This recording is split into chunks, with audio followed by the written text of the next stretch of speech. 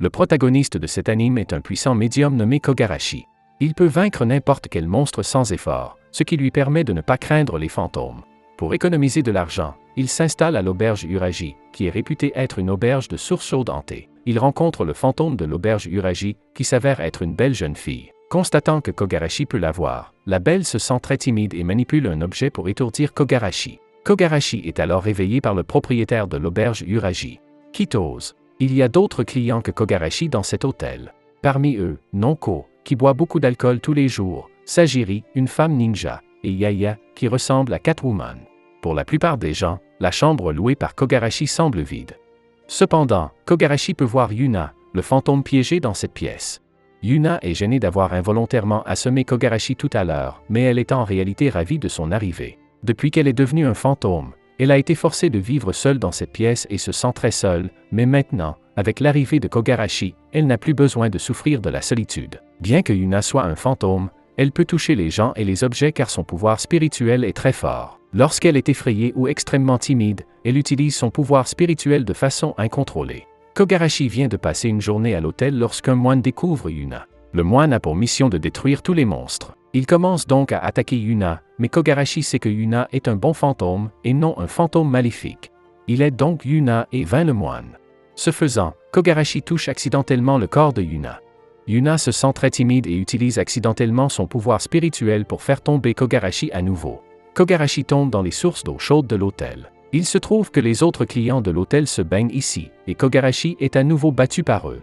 La vie heureuse de Kogarashi à l'auberge Uraji commence. Peu après, le moine qui a été battu par Kogarashi revient à l'auberge Uraji, accompagné d'autres moines. Ils ont l'intention de tuer Yuna collectivement. Cependant, Sajiri peut utiliser de puissants ninjutsu et a vaincu de nombreux moines. Nonko est une descendante de yokai. Son pouvoir est si grand qu'elle peut facilement soulever des humains d'une seule main et elle a également vaincu de nombreux moines. Yaya est la meilleure amie du dieu chat et elle peut invoquer un dieu chat géant pour attaquer ses ennemis. La personne la plus forte de l'auberge Uraji est Kitose, qui ressemble à un enfant mais qui est en fait un yokai vieux de 1000 ans. Kitose peut manipuler la chance, mais au lieu de rendre ses moines malheureux, elle les rend très chanceux.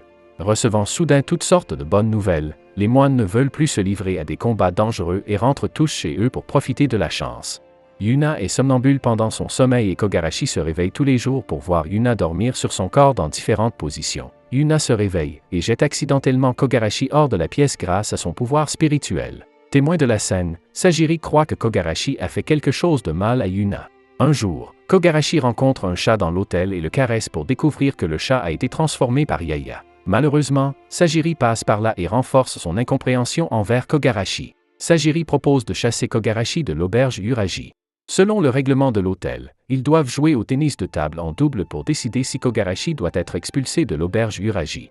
Les deux équipes en lice sont Sajiri et Yaya contre Kogarashi et Yuna. Kogarashi a étudié avec un fantôme qui était un champion de ping-pong. Il est donc doué pour jouer au ping-pong, mais Sajiri peut utiliser le ninjutsu et elle crée un double qui laisse Kogarashi incertain sur la façon d'attraper la balle. Pour aider Kogarashi, Yuna se rappelle constamment ce qui la rend timide et utilise son pouvoir spirituel pour manipuler la balle et se défendre. Cependant, peu de temps après, tous ces moments embarrassants ont été rappelés et Yuna ne peut plus utiliser son pouvoir spirituel. Kogarashi est sur le point de perdre le match. Yuna trouve une idée pour le garder à l'auberge Uraji. Elle laisse volontairement Kogarashi voir ses sous-vêtements. Se sentant gênée, elle retrouve son pouvoir spirituel et aide Kogarashi à gagner la compétition. En conséquence, Kogarashi continue à rester à l'auberge Uraji et à vivre avec Yuna.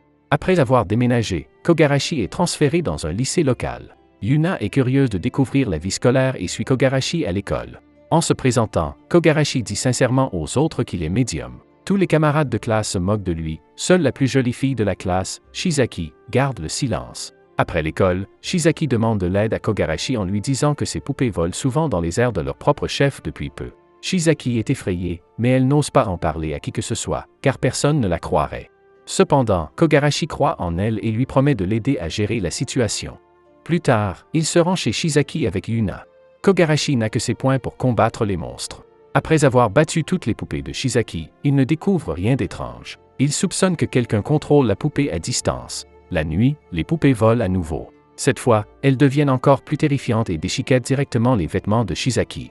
C'est alors que Kogarashi frappe les poupées au loin et repère la personne qui contrôle les poupées grâce à l'énergie qu'elles dégagent. À sa grande surprise, c'est une petite fille, Koyuzu, qui contrôle la poupée. Koyuzu est un gobelin tanuki et ce gobelin est considéré comme un adulte à l'âge de 10 ans. Lorsqu'ils deviennent adultes, ils doivent entrer dans la société humaine et se déguiser en êtres humains. Cependant, Koyuzu ne sait pas comment se transformer en humain. C'est pourquoi elle a l'intention de trouver une belle fille et de l'intimider. Elle manipule la poupée pour voir le corps de Shizaki. Craignant que Koyuzu ne soit en danger si elle vit seule, Kogarashi et Yuna décident de la ramener à l'auberge Uraji. Après cet incident, Shizaki et Kogarashi deviennent de bons amis.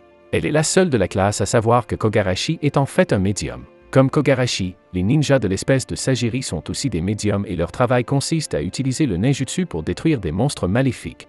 Dans la vie de tous les jours, Sagiri cache son identité de ninja et fréquente le lycée de Kogarashi. Bien que Sagiri se méprenne sur Kogarashi, elle lui demande un jour une faveur. Kogarashi ne refuse pas et suit Sagiri dans un parc à l'extérieur. Il s'avère qu'un monstre spécialisé dans l'attaque des couples est récemment apparu. Sagiri veut que Kogarashi fasse semblant d'être son petit ami et qu'il attire le monstre. Sagiri et Kogarashi réussissent alors à attirer les monstres. Ce monstre peut faire fondre les vêtements.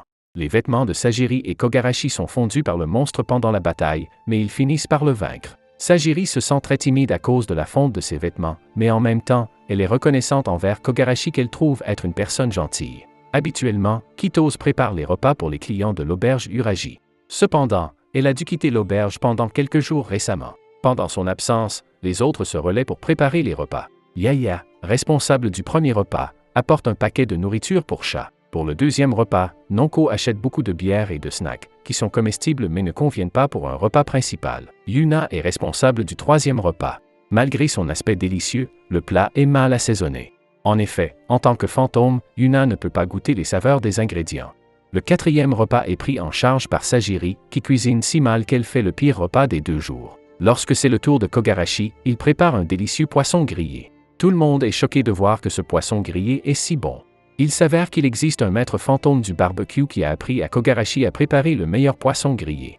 Depuis ce jour, où que Kogarashi aille, Yaya le suit, même lorsque Kogarashi se baigne. Kogarashi rince Yaya avec de l'eau chaude, ce qui effraie Yaya et l'incite à griffer Kogarashi. Plus tard, avec la médiation de Yuna, Kogarashi et Yaya résolvent le malentendu et il s'avère que Yaya veut que Kogarashi prépare à nouveau du poisson grillé. Comme Yaya a une personnalité de chat, elle n'est pas très expressive et suit toujours Kogarashi. Kogarashi prépare généreusement du poisson grillé pour Yaya, mais celle-ci ne veut pas le manger elle-même, elle le partage avec le dieu chat. C'est ainsi que Kogarashi et Yaya deviennent de très bons amis. Par la suite, Yaya suit de temps en temps Kogarashi, ce qui est aussi une façon pour les chats d'exprimer leur affection. Depuis que Shizaki a appris que Kogarashi est le vrai médium, elle est curieuse de connaître Yuna, le fantôme qui se trouve à côté de Kogarashi. Yuna veut aussi avoir un ami humain, alors elle essaie d'écrire pour communiquer avec Shizaki. Shizaki est tellement excitée qu'elle n'arrête pas d'écrire des messages et de discuter avec Yuna pendant les cours. Après le cours, Yuna dit à Shizaki qu'elle souhaite depuis longtemps porter l'uniforme de l'école. Si elle peut toucher l'uniforme, elle pourra transformer ses vêtements en celui-ci. Pour exaucer le souhait de Yuna, Shizaki l'autorise à toucher l'uniforme de l'école. Cependant, Kogarashi entre dans la pièce, ce qui les fait rougir toutes les trois. Plus tard, elles se rendent sur le toit et Shizaki veut prendre une photo avec Yuna, mais cette dernière est exactement ce à quoi ressemble un fantôme sur la photo. Shizaki modifie la photo pour que Yuna soit plus mignonne qu'effrayante. Yuna est tellement heureuse qu'elle écrit son appréciation en caractères sur la main de Shizaki. Elles sont devenues de très bonnes amies. Lorsque Kogarashi retourne à l'auberge Uraji, il rencontre un éditeur de manga qui vient presser Nonko de livrer 10 manuscrits. Il s'avère que Nonko est une dessinatrice de bande dessinée et que le lendemain est la date limite de soumission et qu'elle a encore plusieurs pages de manga à dessiner. Le travail de Nonko est un manga d'amour dans lequel elle fait jouer à Kogarashi le rôle de son petit ami pour s'inspirer, en imitant ce que c'est que d'être amoureux. Plus tard, Nonko demande à Kogarashi d'avoir une interaction intime avec elle, ce qui rend Kogarashi très timide. Suivant sa nouvelle inspiration, Nonko crée son manga avec diligence.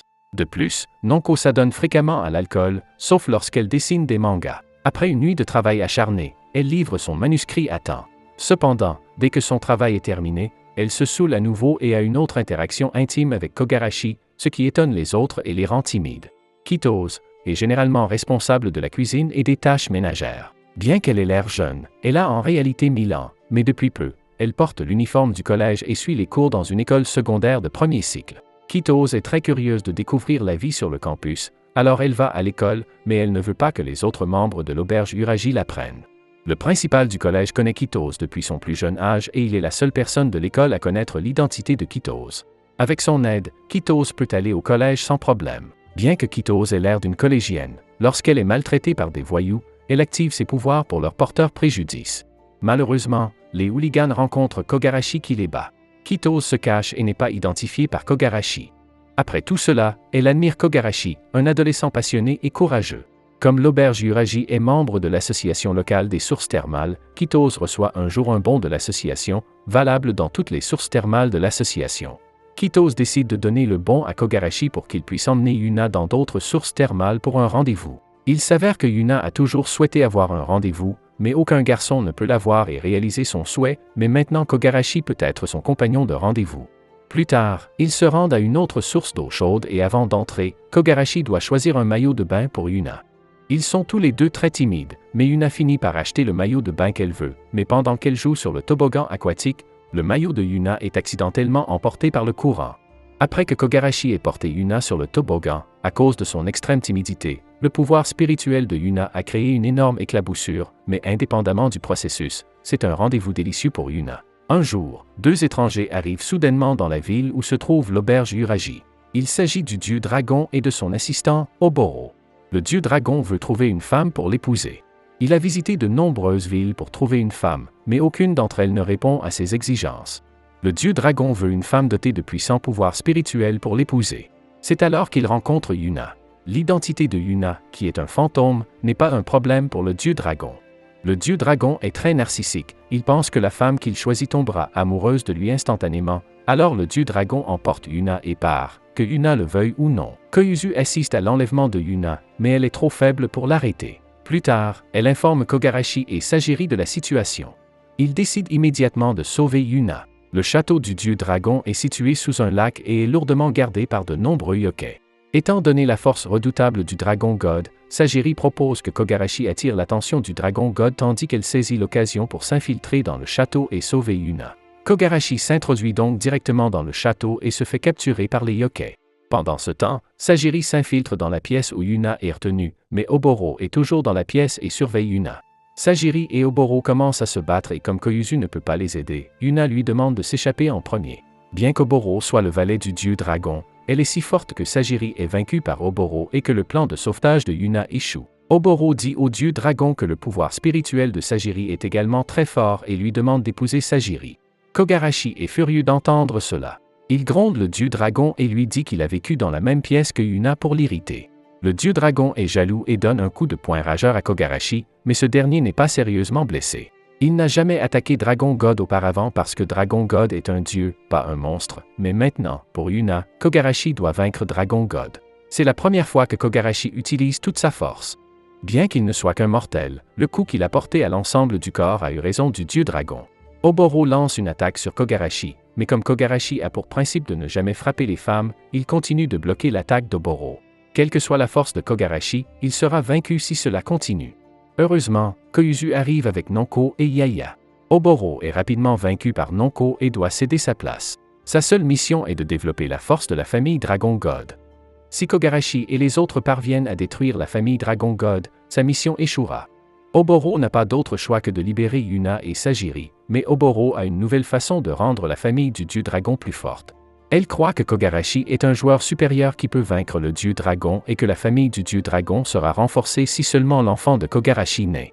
Dès lors, Oboro veut toujours coucher avec Kogarashi et espère avoir son enfant. Si vous avez aimé la vidéo, abonnez-vous, laissez un like et un commentaire pour aider la chaîne à grandir. Merci d'avoir regardé cette vidéo.